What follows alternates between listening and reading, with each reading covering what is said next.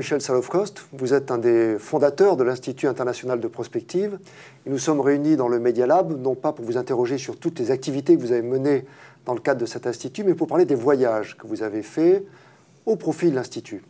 Alors les voyages, c'est extrêmement vaste. Je voudrais que dans une première vidéo, on fasse une espèce de synthèse sur l'ensemble de ces voyages. Alors quels ont été ces voyages?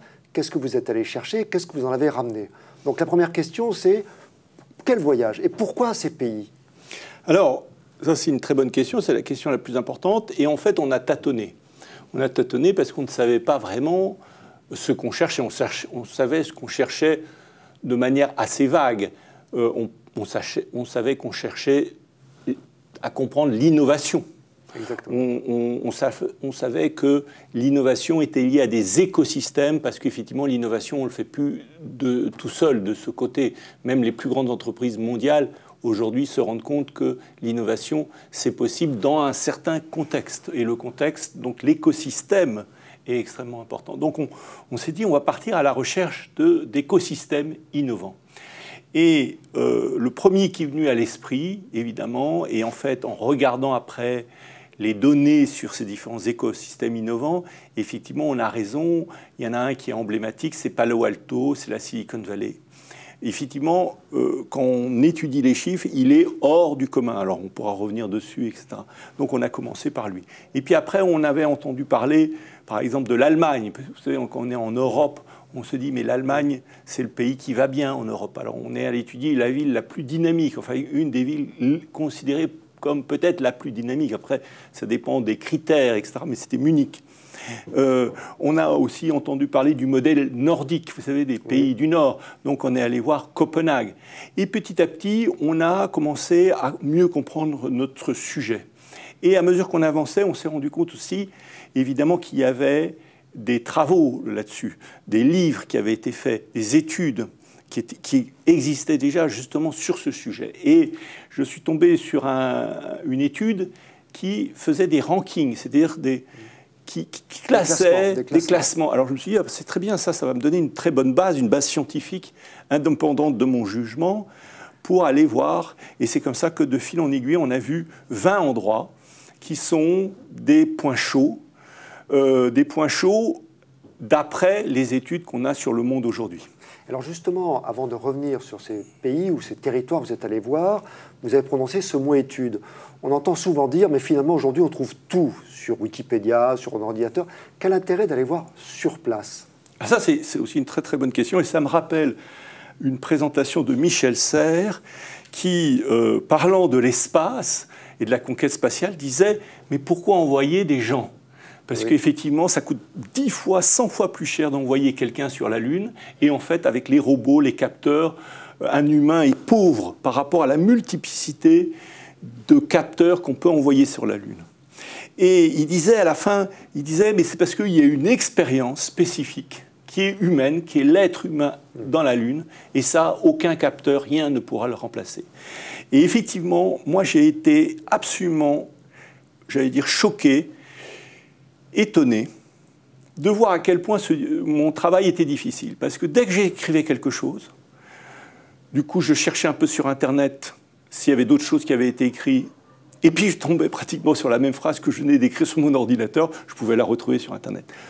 Et sur chacun de ces lieux, en plus, qui est extrêmement intéressant, qui est à la pointe de la transformation du monde actuel, évidemment, des milliers d'analystes travaillent, recherchent, essayent de comprendre, etc. Donc, si vous voulez, tout a été écrit. C'est absolument extraordinaire, cette profusion qu'on trouve sur Internet.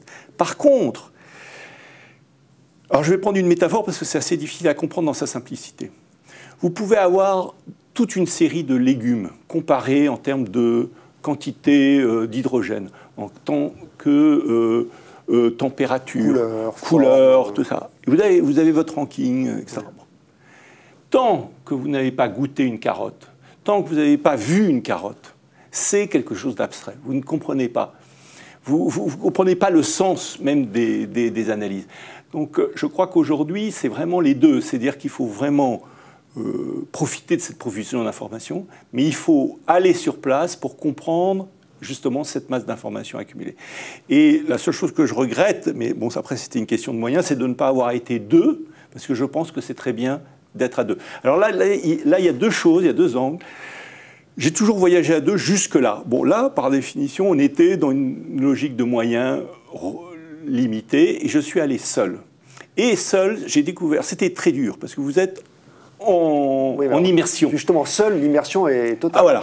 Mais en même temps, c'est une chance extraordinaire, parce que du coup, vous êtes en immersion, vous êtes un petit point perdu, vous perdez votre angle français. Même si vous êtes avec quelqu'un d'autre de français, bah, vous êtes 10 heures par jour avec l'autre personne française, vous parlez français. Parce que là, hop, vous arrivez, et vous êtes en immersion totale, vous êtes pris par les gens locaux, et vous commencez à sentir l'âme du pays, etc. Alors, un autre angle extrêmement important, c'est d'aller chez l'habitant.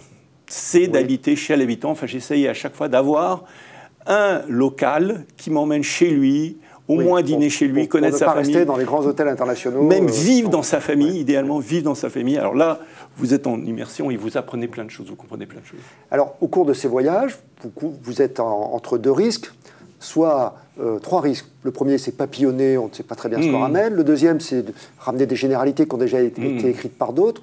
Or, vous ramenez des phénomènes de synthèse à l'ensemble de ces pays liés aux écosystèmes innovants. Est-ce que vous pouvez nous parler des synthèses que vous arrivez à faire sur les points communs de ce monde qui est en train d'émerger, quels que soient les continents et les civilisations? Oui, alors là, je me suis rendu compte en rangeant mon information qu'il y avait trois choses, trois niveaux d'information qui ont chacun leur qualité et leurs défauts. Il y a le premier niveau d'information, c'est ce qu'on a fait à chaque voyage. Donc idéalement, c'est bien de garder ça. Alors moi, j'ai beaucoup utilisé Facebook comme un bloc-notes, où j'envoyais tout sur Facebook, même sans trop réfléchir. Et aussi mon blog, où je peux mettre les choses, puisque c'est moi qui décide. Donc chaque fois que je rencontrais quelqu'un, hop, je mettais une bio sur lui. J'allais dans un lieu, hop, je mettais une petite chose sur lui. Tout ça. Donc il y a les faits, les factuels, qu'est-ce que vous avez vu, qu'est-ce que vous avez regardé. Et ça, c'est très important d'en garder une mémoire. Pas tellement que ça intéresse les autres, parce que c'est la trace. C'est la trace, et même pour moi, ça me permet maintenant de retrouver, etc. Et dans ce sens-là, les photos sont très importantes, parce qu'en les revoyant, ben, on se rappelle. Et donc moi, je vais retravailler beaucoup avec les photos, et puis ça crée des illustrations. Alors pour celui qui n'est pas allé avec vous? Alors ça, c'est un premier niveau d'information. Après, il y a un deuxième niveau d'information, c'est l'analyse, disons, du pays, du lieu, des choses. Et là aussi, bon, c'est déjà un niveau d'analyse plus important, ça prend plus de temps, mais en fait, ça se périme très vite, et il y a aussi beaucoup de choses. Et puis après, il y a un troisième niveau, c'est d'essayer de faire sens de tout ça. Et dans une époque où tout le monde vit dans l'immédiat, le plus important, c'est d'avoir ce regard, je dirais, comme de l'auteur, du créateur, qui arrive à faire sens de tout ça. Et c'est ce que je vais essayer de faire dans le livre que je suis en train de travailler dessus. C'est faire un livre qui reste éternel, qui reste intemporel, qui ne soit pas de la donnée qui se périme en 6 mois, et en même temps qui donne du sens. Alors ce que je vous propose, c'est de nous quitter sur cette première partie, d'en faire une seconde qui va justement revenir sur cette question de sens et revenir sur le mot de constance. Qu'est-ce que vous ramenez comme élément constant de vos voyages? Ça sera l'objet d'une seconde vidéo. Voilà. Merci Michel pour cette Merci première beaucoup, partie. Paul.